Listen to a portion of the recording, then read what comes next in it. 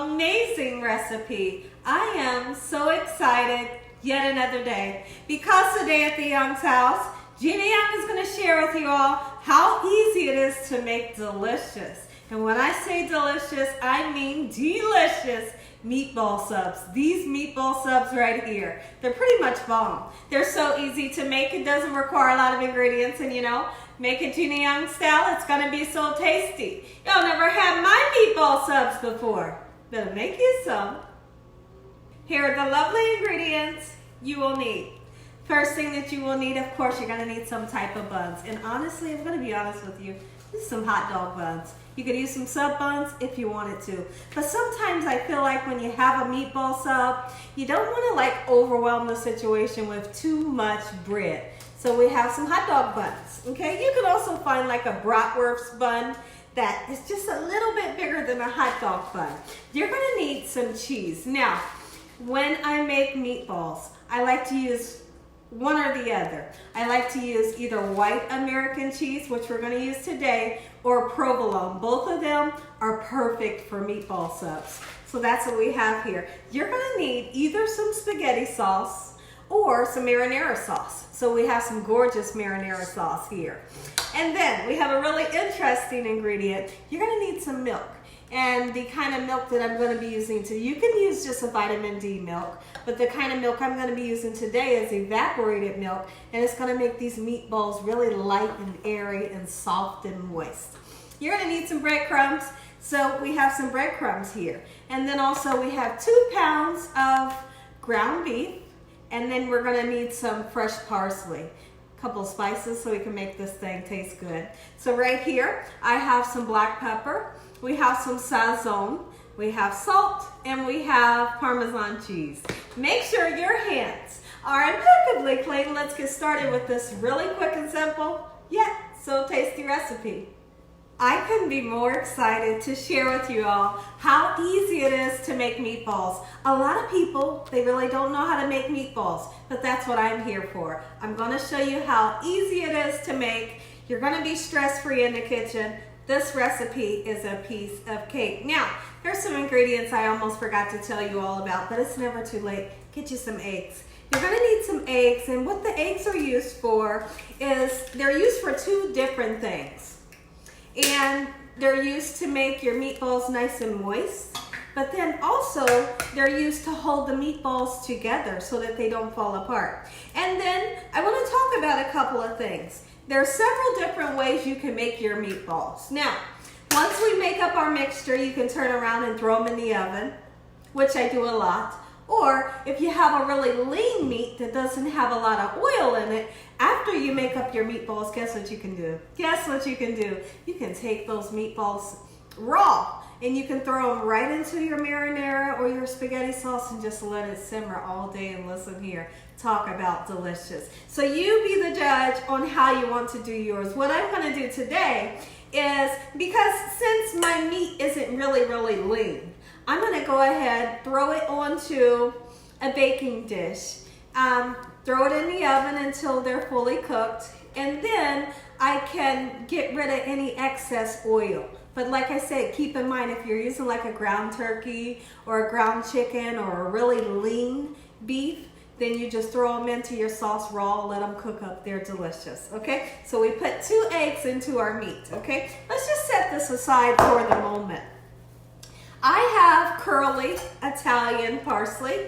Any kind of fresh parsley will do the trick. You rarely ever see Gina Young using fresh parsley because I'm not a fan of the flavor, but when I make meatballs, you need parsley. And guess what? It's delicious. So we're gonna make sure you wash it off. When you bring your veggies home, wash them off like you have to. You know, because you don't know who's handled your veggies, you know, in the market before you brought them home. And then you want to get rid of those nasty pesticides, you know. You don't have to use a whole lot of parsley, but just like a little handful. It's going to make them nice and beautiful on the inside and give such a great flavor. Okay, so now that we've chopped it up just like so, let's go ahead and throw that gorgeous parsley right in on top of the meat and the 2 large eggs. Okay, and now what I want to do next is I want to turn around and take my breadcrumbs. I usually use between a half a cup and a cup of breadcrumbs. I have recently discovered these classic French breadcrumbs, and they are delicious. It's just delicious. Now, you can make your own breadcrumbs. You can use like a seasoned breadcrumb. You can use like a cornbread breadcrumb, anything you would like to use. Between a half a cup and a cup. But one thing that you don't want to do is you never ever want to overwhelm the situation with too much breadcrumbs. That means if you're making a meatloaf, don't use too much, because you don't want to have more filling.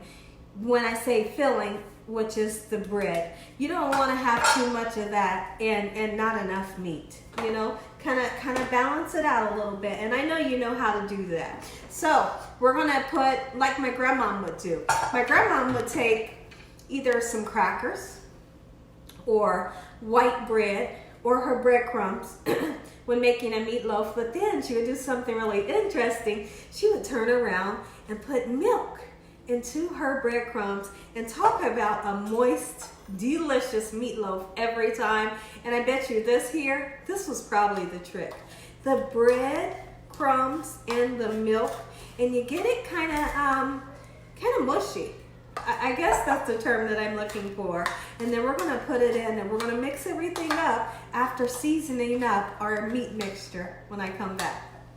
Okay everyone, so for now I decided to bring you in a little bit closer so you can see exactly what I'm doing. I don't want you to miss anything. So now here is our breadcrumbs that we put our evaporated milk in. Keep in mind you can use any kind of milk, but look at that. That's what you're looking for, okay? Gonna make a light and airy and nice and fluffy, moist meatball. We're gonna go in with some salt.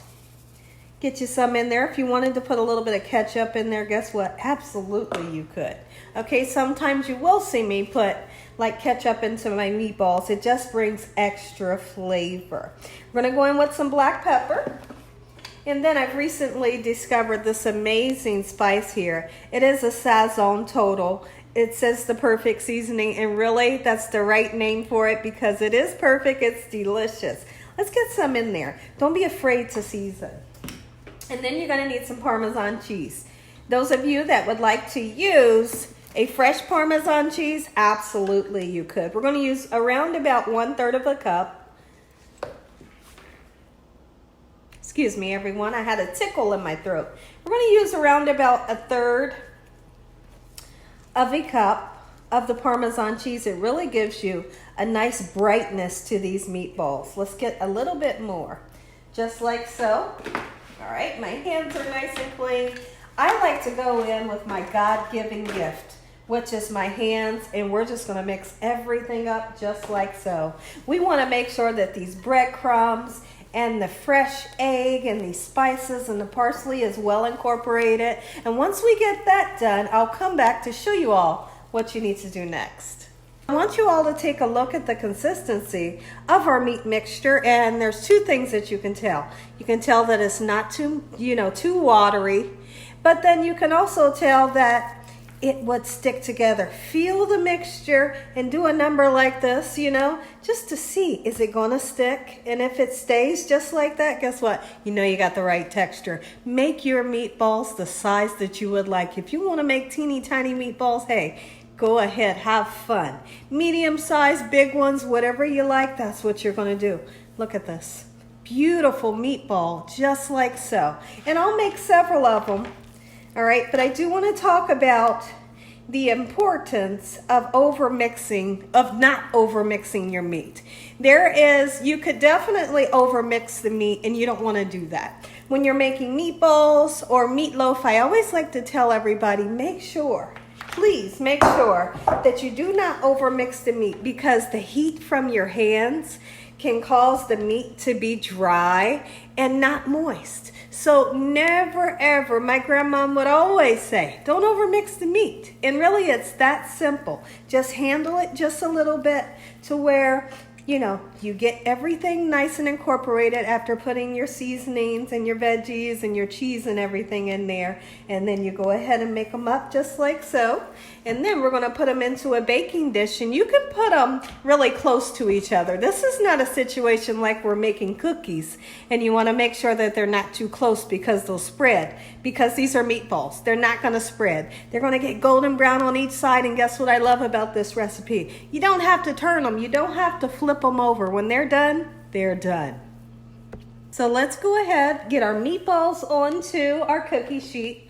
I have my oven preheated to 350 degrees, and we're just gonna cook them until they're well done. How can you tell when they're done? Guess what I do? I'm gonna just be honest with you.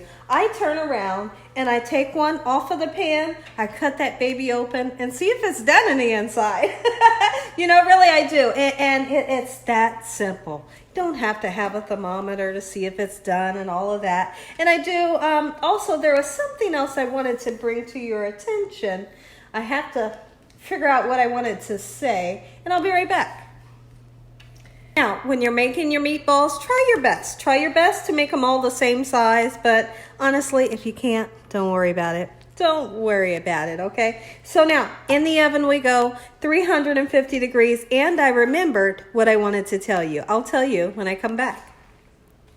So what I was gonna say was, okay, so not everybody eats a meatball sub. Now, if you have that situation where you have some people in your household that doesn't eat meatball subs, you could turn around and make a nice pot of spaghetti noodles, and then they can turn theirs into spaghetti and meatballs, you know, because there's always going to be that person to say, I didn't want a meatball sub. Then you can turn around and tell them, well, you can have spaghetti and meatballs, and then everyone's happy. So I always make sure I make a nice pot, about a pound of spaghetti. And then what I'll do is I'll set those noodles into some cold water. You know, after they're cooked, cook them for 11 minutes, set them in cold water, cover them up with plastic wrap. And then anybody that wants to make a nice plate of spaghetti and meatballs, they put their spaghetti at the bottom, of course. You know, put your spaghetti or your meatballs and your marinara sauce on top. Top it with some Parmesan cheese, and everybody's happy. So now what we're gonna do, now that we have our meatballs in the oven, they'll be done in no time. Get your noodles going. Let's go ahead and take either your favorite tomato sauce, you might have made a homemade sauce, or marinara sauce like I'm using. You know, and you know, I'm gonna be honest with you guys. It's very rare that you will see me make a homemade, you know, pasta sauce or spaghetti sauce. I like the ones that come in a jar. And if you're not happy with the flavor that comes in a jar, then add you some more flavor and really bump it up, you know? I like things that are quick, that I know I can add additions to it and make it taste delicious. And with this name brand here, Barilla, I like to add black pepper. I like to add Parmesan cheese to the sauce. Let's move this out of the way. Nice amount of black pepper. Sometimes you can add in some Italian seasoning. Let's get some Parmesan cheese in there. It's going to give such a great flavor. Let's see. Listen, if I haven't said I hope y'all are having an amazing day today, I really do. I hope y'all are having a great weekend. All right? So now what we're going to do is I want to mix it just like so. I want to get it nice and heated up. And sometimes with my red sauce, I do like to add just a pinch or two of white sugar. And the sugar will cut the acid a little bit so it's not so acidity, if that makes any sense. Okay, so, but I won't taste it until it's nice and heated up. Come on, meatballs, look at that. This is the color that you're looking for. They are gorgeous. And here's what I have to do.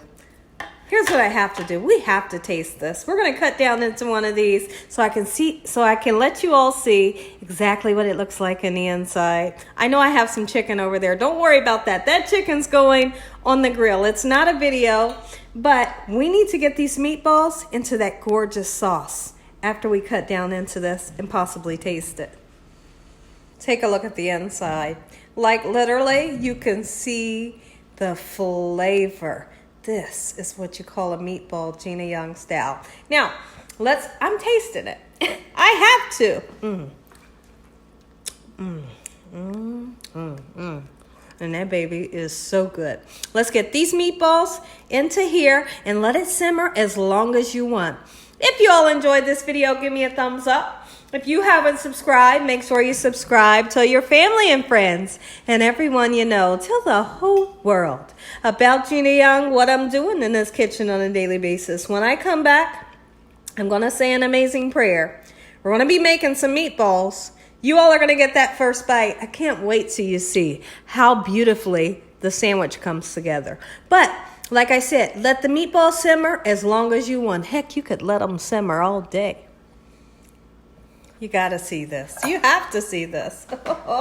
Oh my goodness. And I seasoned the marinara sauce to perfection. I did wind up feeling like I needed a little bit of salt.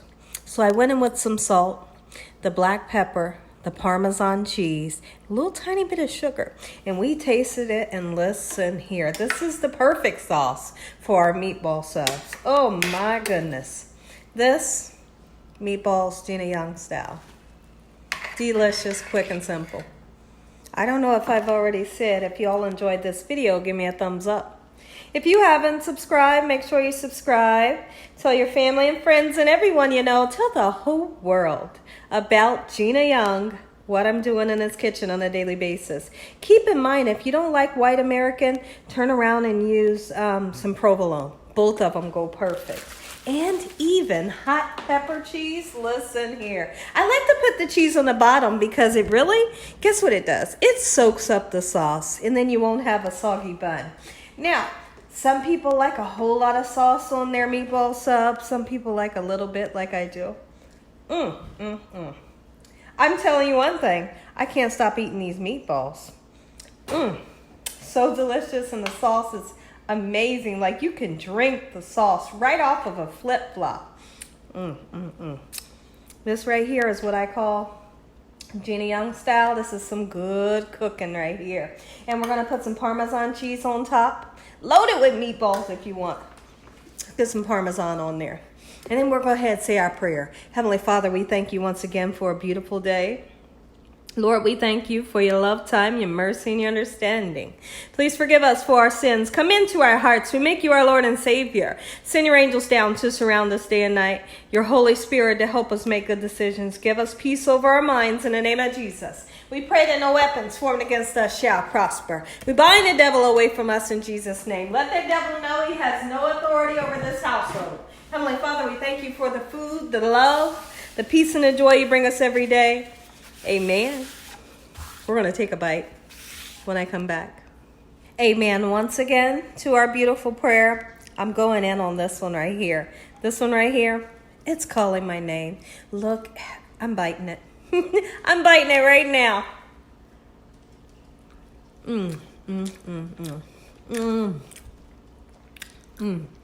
Talk about good. Go ahead and take a bite while you can. And as always, God bless you all. Thank you all for watching. Good night.